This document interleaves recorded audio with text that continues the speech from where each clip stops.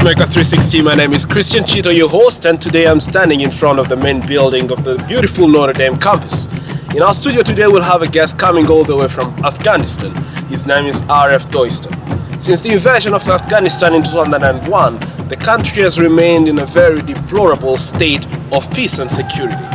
With many ethnic groups clashing against each other, the youth have many a times been the target of many insurgent groups. Aref started a non-profit called Afghan for Progressive Thinking, which promotes a culture of tolerance, openness and respect among university students as they aspire to rebuild a nation that is strong and that thrives from the crisis that is going on. Welcome to the studio. Thank you, Mr. Chito. Thank you very much. It's indeed a great pleasure to have you today, and I cannot tell you how excited I am to have you on this platform and get to learn more about your experience in peace building in Afghanistan.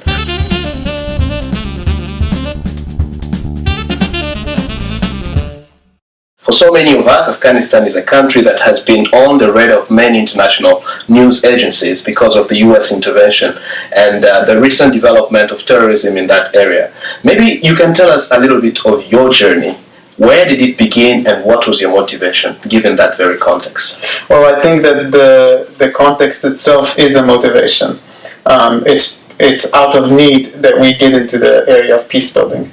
Probably it's not so much that we love doing it, but we need to do it. And you know that it's not an easy job, but we get there because we have to. There is no other way. I grew up during the Taliban regime, and so I've seen firsthand oppression and the lack of freedom and all of those issues that we fight for today in a democratic country. But more than that is the horrific events of war and terror in Afghanistan that we're still witnessing today. And so that gets me to do something about it, because I totally believe that it will be Afghans who will build our country. I believe in that too. Indeed, it's only the citizen of a country that can actually be able to take it forward into development and security.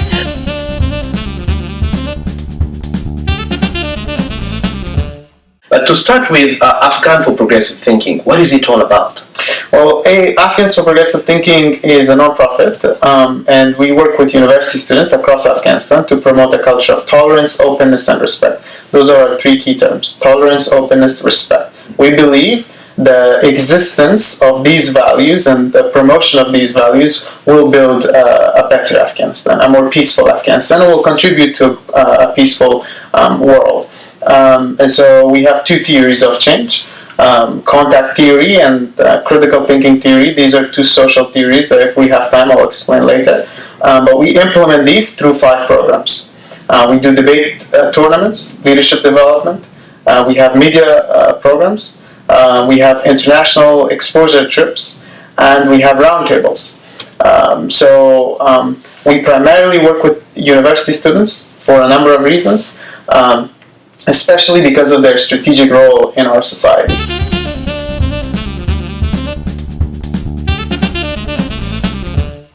So how many universities are you working with currently? And just another question on the side, I was listening to the radio recently and they talked of how there are many initiatives that are trying to promote women leadership around universities.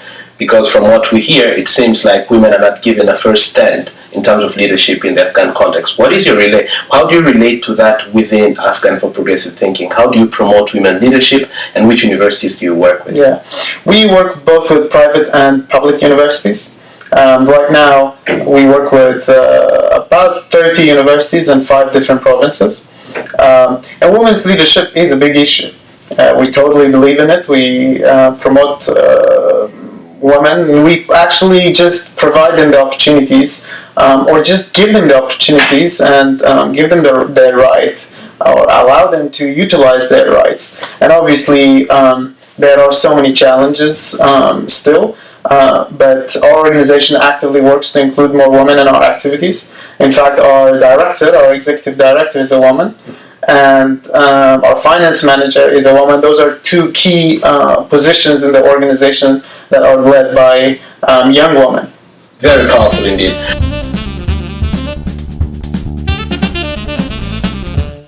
Let's come back to your presence here in the United States. You have been actually doing a master's in international peace studies at the Kroc Institute, and you've just come from Washington, D.C., where you've taken 6 months of your internship. Can you tell us more about what was your main output? What did you learn during this period of your internship? Well, I just wanted to live in Washington, D.C. and see and learn about the policy culture. In the field of peace studies, I have a focus on policy studies. And so Washington, D.C. was the best place for me to go and just learn.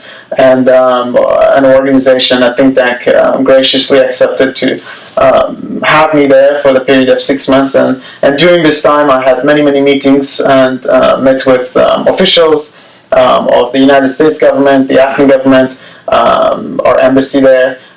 But also many, many think tanks, both in Washington, D.C. and New York City. Just met with them and had lots of conversations about Afghanistan and world peace, and just learned about how to lead a think tank or what they do and how they do things. That was my main motivation, to get connected with the people and learn about what they're doing, to see what we can do to change things in Afghanistan. It's true indeed. The United States, Washington, D.C. is a capital city of the main, the United States, and it's actually representing a political space where many decisions are taken that influence the rest of the world. Yeah. So hearing that you've been in touch with some of these key players is actually a very good thing.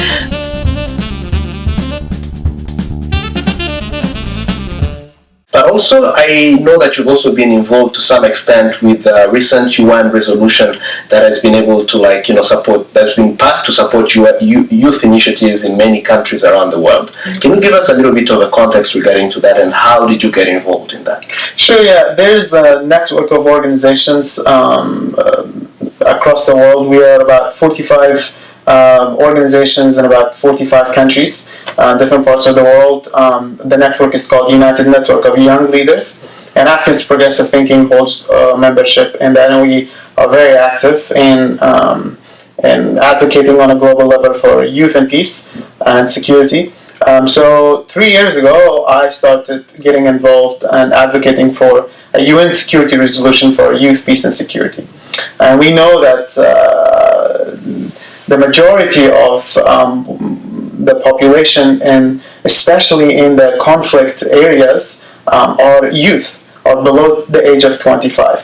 I sat in the General Assembly meeting last year, in one of the meetings, and most member states, with the exception of Turkey, reported the number of the youth above 50% of the population. So we must do something about that. And these are the people who have been recognized either vulnerable victims or perpetrators of violence. And so we went with a new agenda and said they are also active agents of change, and we have scores of examples. So we must change that narrative and view youth as actors, key players in change, rather than people who will need our help to be saved or to be changed and be empowered and so forth. But we believe they do have power already, and we just need to give them the opportunity, the chance, so that they can utilize that power and make change happen. And the UN Security Resolution 2250 got passed in December, which was actually surprising, because I had just come back from New York with a team of other young leaders from around the world, and we were thinking to reevaluate our strategies of advocacy for this. But then the the UN surprised us pleasantly and passed the resolution much earlier, and we're thankful for that. Very indeed, and as one of the pioneers of youth leadership and working with young people in Afghanistan, I still believe that this is a good news for many organizations that you're working with. But at the same time, I know that just like it has been for the Women Convention that actually supported the resolution for women to be in leadership position, I know it still takes a lot of time before we start seeing the results. And one of the things that I would like to hear, maybe from your Afghan context, what do you think it will take to see this resolution be implemented? Well, the first thing I think is the UN's responsibility, also the UN's ownership of the resolution. You rightly mentioned the 1325 resolution for women, peace and security, and they still have lots of challenges. And so in the resolution we have, in our proposals to the UN, we had asked for many things, and they have granted those things in the resolution.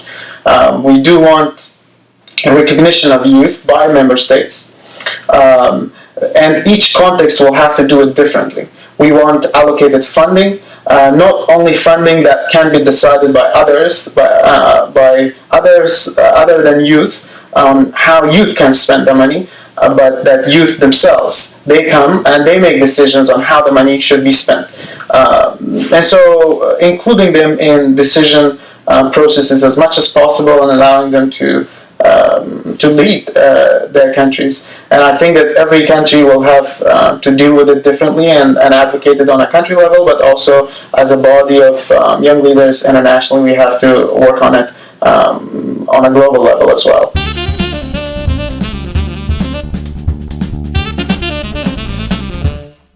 Yeah, so very exciting news, and very happy indeed to hear some of these new frameworks that are actually being put in place to help young people around the world to move towards peace and security.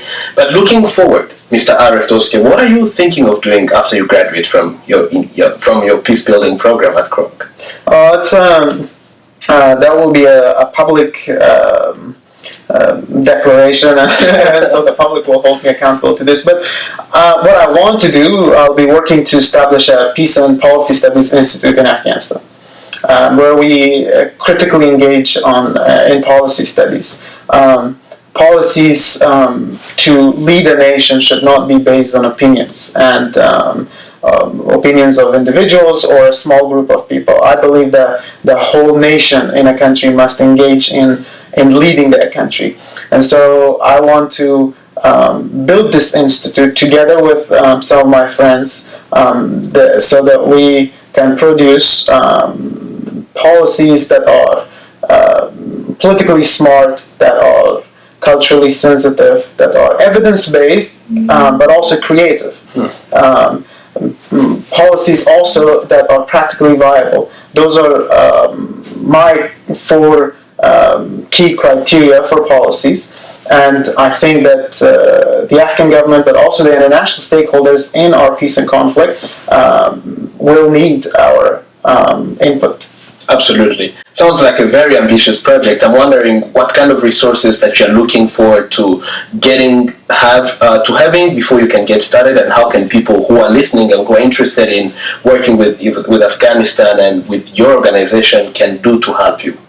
Well, I think that we just need a network of people who could utilize the material that we have or that we will produce. The first thing is the demand, and I think the need is there. Whether people recognize the need or not is another issue. And we just hope that, first and foremost, Afghanistan recognizes the need, but also the internationals who are involved there heavily, including the United States and its allies, recognize this need and approach to us. And we will approach to them actually first. We have approached, I've met with many people, and I've shared this goal with them, and some of them are looking forward to this initiation.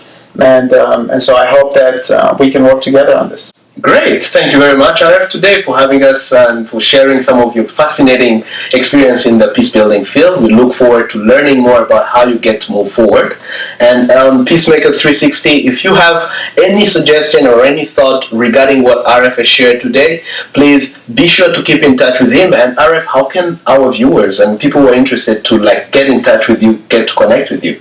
Is there any way they can reach out to you or anything? Sure, yeah. They can visit our organization's website, www.apt.af,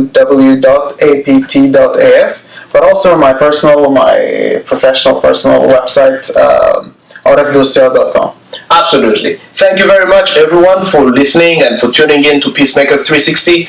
That was a gentleman from Afghanistan. His name is Aref Dostyar, and you've learned from him and have heard from him himself how ambitious he is and how determined he is to take Afghanistan to the next level, especially with bringing the youth on the forefront of building peace, security, and development in this great nation. Thank you very much, Aref. Before we leave, maybe you can give us one proverb or one saying in your national language that maybe say something about peace. Would like to learn maybe something from you as well.